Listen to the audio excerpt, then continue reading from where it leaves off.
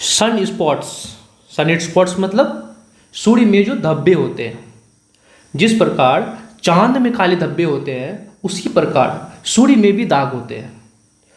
तो वो दाग एज पर टाइम वो चेंज होते रहते हैं। जैसे मान लो कि कभी हमें सूर्य के मिनिमम दाग दिखाई पड़ेंगे, कभी सूर्य के मैक्सिमम दाग दिखाई पड़ेंगे, क्योंकि वो दाग होमोजीनियस नहीं होते हैं, मतलब एक सिमिलर पैटर्न में नहीं होते हैं। ऑब्वियस सी बात है, पैटर्न में नहीं होती है दाग, किसी में भी दाग हो, चांद में दाग हो या सूर्य में दाग हो।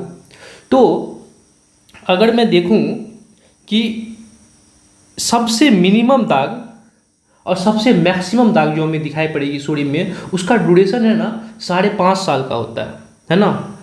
आप जैसे मान लो कि आज का डेट में सबसे मिनिमम स्पॉट्स मुझे दिखाई पड़ रही है सन में, है ना। तो अब सबसे ज़्यादा मतलब सबसे मैक्सिमम दाग मुझे कब दिखाई पड़ेगी, तो वो है 5.5 साल बाद, 5.5 ईयर्स लेटर।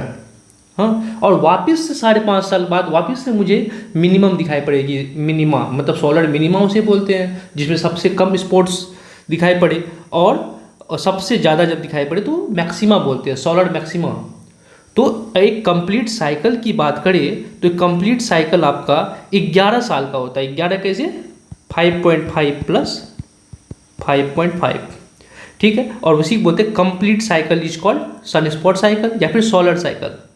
आप दोनों में से कुछ भी बोल सकते हैं, और ये 11 साल का होता है, ठीक है। और मैं अगर इसकी बात करूँ तो सन स्पॉट्स जो होते हैं ये आपके ये छोटे लग रहे हैं देखने में, लेकिन ये स्पॉट्स इतने बड़े होते हैं कि इसमें पूरी पृथ्वी समा जाए, इतनी बड़ी होती है, अर्थ समा जाए इसके अंदर। और इनका मैग्नेटिक फील्ड बहुत ही ज़्यादा हाई होता है। Magnetic field is near about 2500 times stronger than earth's magnetic field. आप समझ सकते हो। चलिए, ठीक है, थैंक यू।